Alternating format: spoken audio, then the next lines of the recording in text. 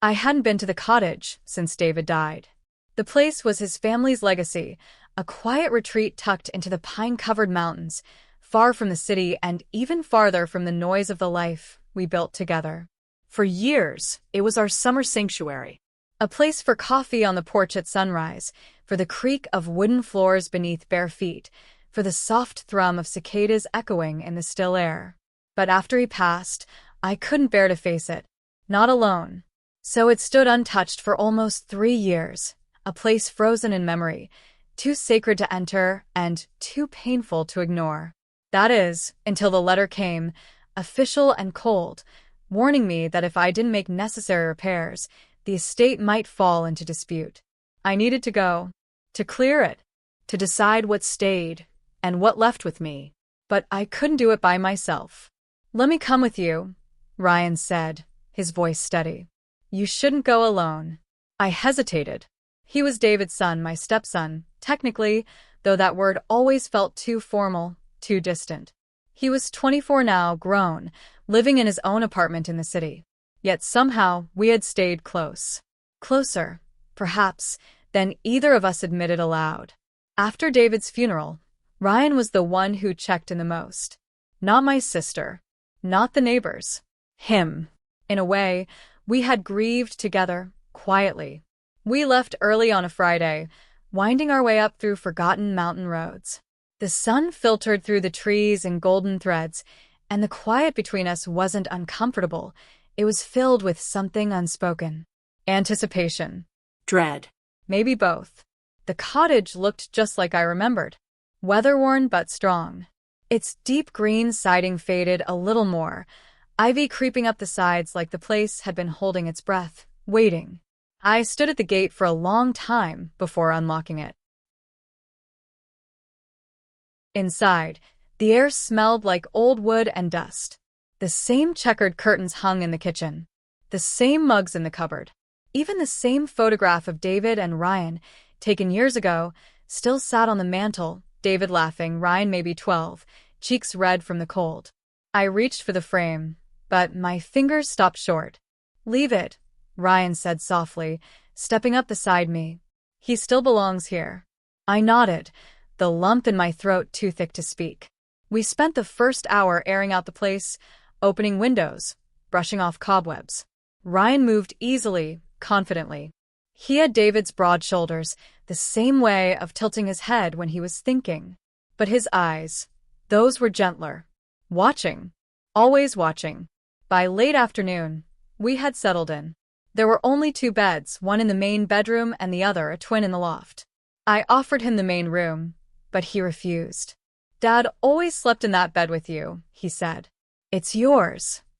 I didn't argue. I couldn't. That night, we sat by the fireplace, sipping cheap wine from mugs we found in the back of the cupboard. The flames crackled quietly, casting long shadows on the wooden walls. Ryan sat across from me, one leg draped over the arm of the old armchair, his face lit in amber glow. "I used to think this place was haunted," he said with a small laugh. "It is," I murmured, smiling sadly. "By too many memories." We fell quiet again, but this time, the silence felt heavier. "Do you miss him?" he asked finally. I looked into the fire. "Every day." He leaned forward, elbows on knees, the firelight catching the edge of his jaw. "I do too. But I think what I miss more is how things used to feel. When he was around, everything had purpose." I nodded slowly. "And now?" "Now it's like everything is going through the motions. Even me." That made something flutter in my chest. I studied him. How grown he looked, how quietly burdened. He had always been older than his years, but tonight he seemed almost weary. Like he'd been holding something in for too long. I reached out without thinking, my fingers brushing his. "You don't have to pretend, Ryan. Not with me." His eyes met mine then, sharp, vulnerable, too open. And that was when I felt it. Not grief. Not comfort. But something else. A shift. A trembling in the space between us. I pulled my hand back quickly, as though I'd touched fire. He didn't move. Just kept watching me with those eyes that knew too much. It's okay, he said, his voice lower now. We don't have to pretend either. I looked away, the wine suddenly too warm in my veins. We said nothing more that night, but as I lay in bed later, staring at the ceiling beams above me, I could still feel his gaze, burning just beneath my skin. And for the first time since David died, I wasn't sure if what I was feeling was guilt, or something far more dangerous. The next morning, the cottage was filled with the smell of pine and leftover embers. I woke early, unsure whether I had actually slept or simply drifted through a haze of memories and dreams too delicate to hold. Ryan was already outside when I stepped onto the porch, shirtless, chopping kindling with the old axe David used to keep leaning by the shed. His breath came in soft clouds, his movements rhythmic and focused. He didn't see me watching. I stood there for a long moment, my robe tied loosely around me, arms crossed against the chill. And as he brought the axe down again, I felt it, something coiling low in my stomach. A feeling I hadn't named in years, one I wasn't proud of. He looked up then, catching me off guard. He grinned, wiping his brow with the back of his hand. You always used to sleep in on Saturdays, he teased. I don't sleep much these days, I replied, trying to keep my voice even. He carried the split wood to the porch, setting it gently by the door. I remember Dad always saying this place worked like a clock. Wake, chop, fire, breakfast, hike, nap. Like a little ritual. It was, I said, softer now, our way of escaping the noise. He nodded. It's still quiet here, but it doesn't feel the same. No, I agreed. Nothing does. We spent the morning sorting through boxes in the storage room. Old fishing gear. Blankets that still held traces of cedar. A shoebox of postcards from road trips we'd taken, some written in David's messy handwriting. I read one aloud, the words catching in my throat. Ryan was silent as I read, standing close beside me. When I finished, he reached for the postcard and held it gently in his fingers, like it might dissolve. I forgot how his voice sounded when he read things out loud, he murmured. I swallowed hard. Sometimes I forget too. There it was again, that ache. The one that felt suspiciously like longing. We had lunch on the porch, sandwiches and apple slices, the sky heavy with clouds. A storm was rolling in. Ryan looked at it like a challenge. We should hike before it hits, he said. You sure? I asked. We haven't cleared the trail in years. He smiled, that familiar tilt of the mouth that once belonged to his father. I'll lead. So we went, me in David's old hiking jacket, Ryan with a backpack slung over one shoulder. The woods hadn't changed much. The trail was soft with fallen leaves, and the air smelled damp and earthy. It was beautiful in a way that felt ancient. About halfway up I slipped. Not badly, just enough to lose balance on the slick moss. Ryan caught me quickly, one hand on my waist, the other grasping mine. Our eyes locked for a split second too long. Careful, he said, his voice hushed. I'm fine, I said, but I didn't move.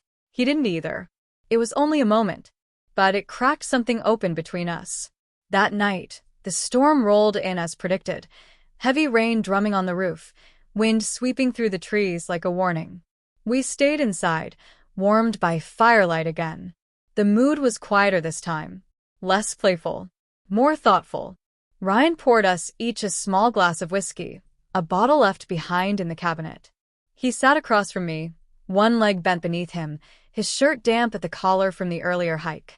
Do you ever wonder, he asked suddenly, if people can miss the life they never actually lived? I looked up. What do you mean? He hesitated.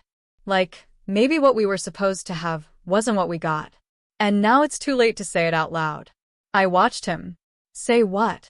His eyes met mine then, honest, open, unguarded. The fire cracked loudly between us, but it was his words that made my breath catch. That sometimes, the person you find comfort in isn't the person the world expects. The silence that followed was thunderous. I set down my glass, my pulse loud in my ears. Ryan, I started. But he shook his head gently. You don't have to say anything. I just needed you to know I see you. Not as David's wife. not just as someone I grew up with. I see you. I wanted to speak, but the words didn't come. Because he wasn't wrong. And that was the most dangerous part. That night, the storm didn't let up. Rain lashed against the windows and sheets, and the wind rattled the shutters like the past itself was trying to claw its way in. I couldn't sleep. I tossed and turned in the bed David and I once shared, but it felt foreign now. Like it had been emptied of all its weight, all its history. Or perhaps filled with a new kind of weight I didn't know how to carry. I got up. The fire was still glowing low in the hearth, soft orange embers casting just enough light to trace the edges of the living room. I pulled the robe tighter around me and padded out quietly, my bare feet chilled against the old floorboards. He was there. Ryan, sitting on the couch, hunched over slightly, hands clasped, staring into the dying fire. He didn't turn when I entered. He just spoke, softly, like he knew I'd come. I couldn't sleep either. I stood behind the armchair for a second too long, unsure of whether to retreat or speak. But then I heard myself say, "You meant what you said earlier." He turned his head slowly. I did. "And what exactly did you mean, Ryan?" The question hung in the air like a dare. He stood then, deliberate, calm, and crossed the room toward me. Not fast, not dramatic. Just enough to make the silence throb. When he stopped, he was too close. Just a breath away. "I meant," he said, voice low, "that sometimes something starts growing between people before they even realize it. And by the time they do, it's already too big to ignore." His eyes never left mine. Not once. "And you think something's growing?" I whispered. "I know it is," he said. "Because I feel it every time you look at me like you're not supposed to." I opened my mouth, but nothing came out. He stepped closer, and I backed into the edge of the armchair without meaning to. My hands found the fabric of it, grounding me. "Ryan," I tried again. He leaned in slightly, not touching me, not quite. Just enough that I could feel his breath against my cheek. His voice was velvet now. "Why didn't you stop me earlier? When I said I see you?" My heartbeat thudded in my ears. Because no one said something like that to me in a long time. He tilted his head, his eyes tracing every line on my face. "And did you like it?" he asked, his tone softer now, teasing and tender all at once. "Being seen?" I swallowed. "Yes." He smiled, just the ghost of one, and reached up, fingers brushing my hair back from my face. Not possessive. Just reverent. Like touching something sacred. "I notice everything about you," he murmured. "How your voice dips when you're tired. How your eyes soften when you're pretending to be strong. How you avoid looking at me when you feel something you shouldn't." "Ryan." He leaned in even closer, lips nearly grazing the shell of my ear. "You can tell me to stop. Right now. Just one word." I closed my eyes. My breath caught. My fingers clenched the fabric of a chair. I was trembling, and he could feel it. But I didn't tell him to stop. Instead, I whispered, "You should know how to talk to me like this." He chuckled softly. "But I do." His fingers brushed down the edge of my arm, featherlight. Barely touching, but enough to make my skin spark. I should have stepped away. I should have turned and walked back to the room. But I didn't. "I've spent years being invisible," I said, barely audible. "You have no idea what it feels like." "I do," he whispered, brushing his knuckles across my cheek. "That's why I see you now." And just like that, the distance between us evaporated. He didn't kiss me. Not yet. But he leaned in, his forehead resting lightly against mine, and the stillness between us pulsed with something too big for either of us to name. And I knew, in that moment, that the next choice I made would change everything. Forever. I don't know how long we stood there, foreheads barely touching, the only sounds between us the soft crackling of embers and the storm pressing its breath against the windows. But time didn't feel real anymore. Just the heat of his presence. The closeness of him. The ache in my chest I'd tried to bury for years. Then he moved. Slowly. His hand, steady and warm, came up to the side of my neck, his fingers skimming just under the edge of my jawline, where the skin is delicate and too easily betrayed. A place no one had touched me in what felt like a lifetime. I exhaled shakily, but I didn't pull away. His thumb stroked softly at the curve of my neck, and I felt a quiet unraveling inside me, like a thread being pulled that had held me tightly together for far too long. "You always carry tension here," he whispered, almost to himself, his voice a warm hum against my ear. "Even when you're smiling." My eyes fluttered closed. He was right. He always noticed more than he ever said aloud. His other hand rose, gentle, slow, brushing through my hair, sifting it back behind my ear, then deeper, fingers threading softly through the strands at my scalp. No one had touched me like that since David. But this didn't feel like a ghost's echo. This felt real. And dangerously present. "Your hair's softer than I thought it would be," Ryan said, his voice low, teasing, but edged with something more vulnerable. "You always wear it pulled back like you don't want anyone to notice it." "I don't," I murmured, afraid of the crack in my own voice. He smiled faintly, his fingers continuing their slow path through my hair, twining at the base of my skull, just firm enough to make me feel grounded. "I do," he said simply. "I notice everything about you, remember?" My breath hitched. This was wrong. But also, nothing in my body felt alarmed. Only awake. More alive than I had felt in years.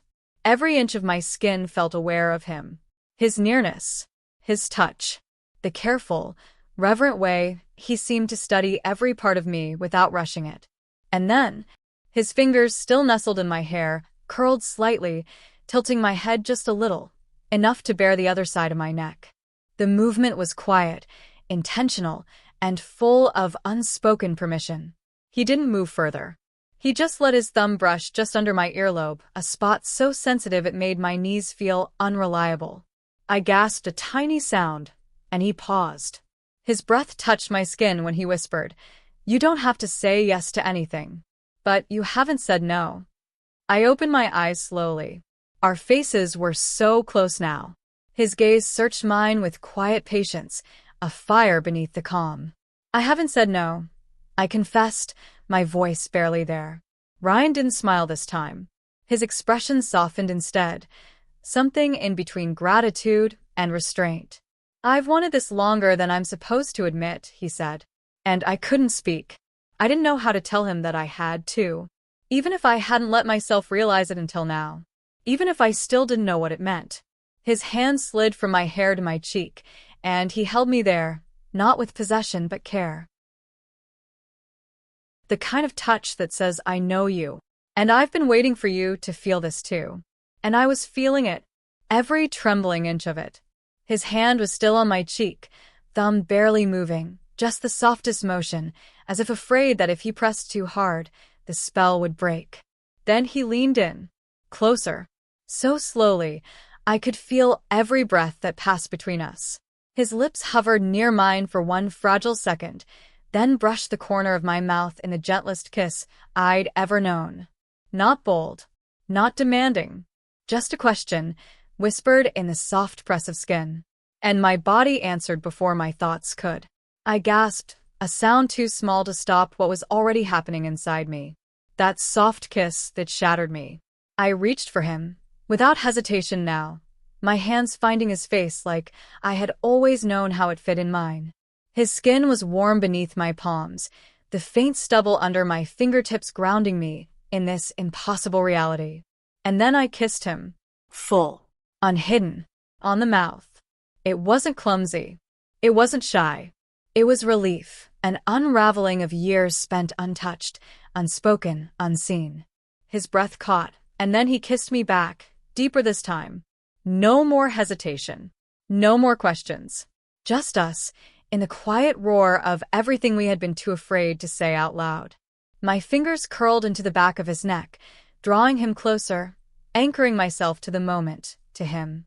His hands slid around my waist, pulling me in like gravity had given up trying to keep us apart. And still, our mouths moved, slow, reverent, learning each other not like strangers, but like something sacred being remembered. There was no rush, just heat and silence, and the distant sound of the storm still beating on the roof, like a forgotten world outside. He tasted like warmth and longing, familiar, and yet new in a way that made my heart ache. When we finally parted, just enough to breathe, I kept my hands on his face, thumbs brushing the curve of his cheekbones, searching his eyes for some sign that I hadn't imagined any of it. But there it was. That look. The one I'd seen flicker in him for months, maybe longer. The one I had never dared to name until now. He leaned his forehead against mine again, breath still uneven. "I've wanted to kiss you since the first time I saw you cry," he whispered. "You were standing by Dad's casket." And I thought, how does someone look so strong and so breakable all at once? I didn't know what to do with that feeling. So I buried it. I closed my eyes. I buried a lot of things too, I admitted, fingers still tangled in the nape of his neck. But you kept showing up. "Because I couldn't stay away," he said, "even when I knew I should. And now," he smiled softly, "now I don't want to hide it anymore." His hands moved again, up my back, slow and certain, settling just beneath my shoulder blades like he already knew exactly where I needed to be held. And I let myself be held like that. For the first time in years, I didn't flinch from tenderness.